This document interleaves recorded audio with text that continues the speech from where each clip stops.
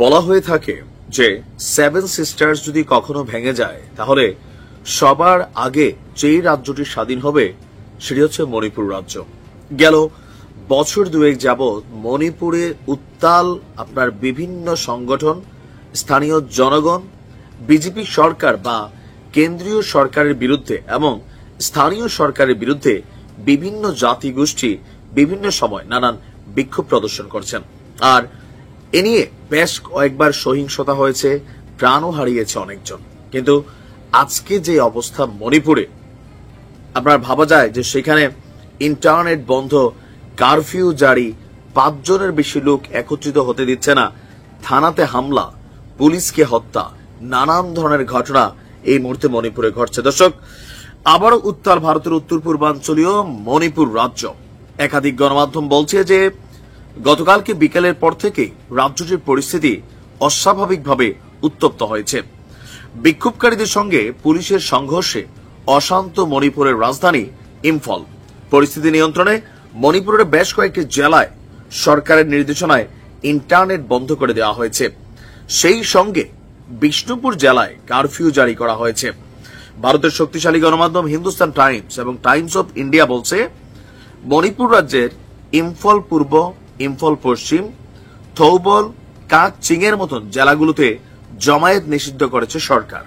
Manipur police প্রশাসন 5 জন বা তার বেশি লোকের জমায়েতকেও নিষেধাজ্ঞা জারি করেছে।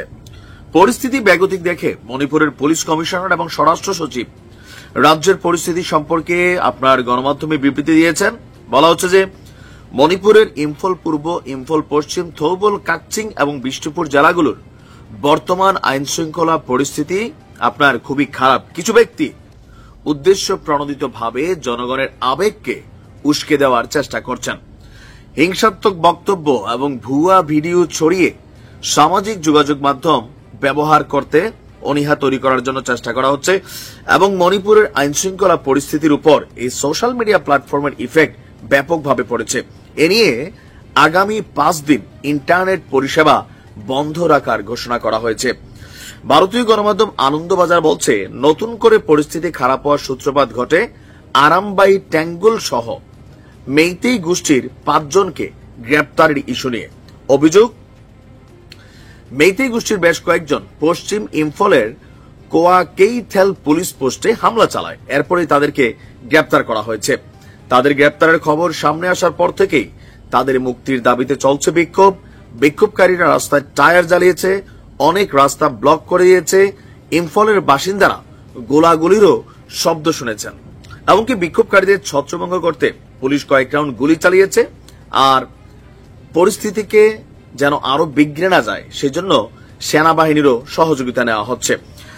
এনডিটিভি বলছে আরামবাই ট্যাঙ্গুলের প্রধান নেতা কানন সিং এর মুক্তির দাবিতে একদল যুবক নিজের শরীরে পেট্রোল ঢেলেছে। তার মুক্তি না দিলে তারা নিজেকে জ্বালিয়ে দেবেন বলেও হুমকি দিচ্ছেন। 2024 সালের ফেব্রুয়ারিতে পুলিশ সুপারিনটেন্ডেন্ট মং রাইথ্যাম অমিতের বাড়িতে হামলা, পরবর্তীতে ঊর্ধ্বতন পুলিশ কর্মকর্তাদের অপহরণ ঘটনায় এই কানন সিং প্রধান সন্দেহভাজনকারী হিসাবে মণিপুর সরকারের কাছে চিহ্নিত। এখন কেন এই আন্দোলন? দীর্ঘদিন যাবৎ এই রাজ্যটি তারা স্বাধীনতা চাইছে। ভারতের বেশ কিছু রাজ্য স্বাধীনতা দাবি করছে। আর এই কারণেই মণিপুর সহ বিভিন্ন রাজ্যে যেন অস্থিতিশীল কোনো কিছু না ঘটে বাংলাদেশকে নিয়ে কিন্তু ভারত কনসার্ন করে। কারণ মণিপুর রাজ্যের বেশ কয়েকজন যারা নির্বাসিত নেতা আছে, ভারতের বক্তব্য পার্বত্য চট্টগ্রামের বিভিন্ন জায়গায় তারা আশ্রয় নিয়েছে এবং তাদেরকে বিভিন্ন গোষ্ঠী বিভিন্নভাবে সহযোগিতা করছে যেন মণিপুরকে অশান্ত করা যায়, যার কারণে ভারত কনসার্ন করছে।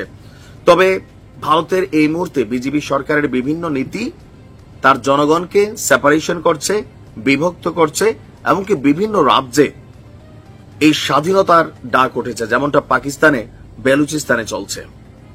দেখা যাক কি হয়। ভালো থাকুন।